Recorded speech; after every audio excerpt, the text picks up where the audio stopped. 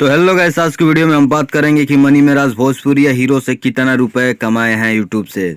तो चलिए वीडियो को शुरू करते हैं। वीडियो को शुरू करने से पहले आप सभी का हमारे यूट्यूब चैनल कैडिस ब्लॉग में स्वागत है। अभी तक आप हमारे वीडियो को लाइक नहीं किया और चैनल को सब्सक्राइब नहीं किए हैं तो जरूर कर दीजिएगा अगर आप मनी मेराज जी के फैन हैं तो। चलिए वीडियो को शुरू करते हैं दोस्तों। तो दोस्तों अभी तक देख सकते हैं कि 2 दिन में 4 मिलियन व्यूज गया है और यूट्यूब का कैसे पैसा मिलता है, चलिए वीडियो को शुरू करते हैं दोस्तों।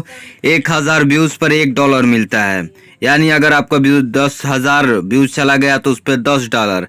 1 लाख व्यूज चला गया यानी कि $100।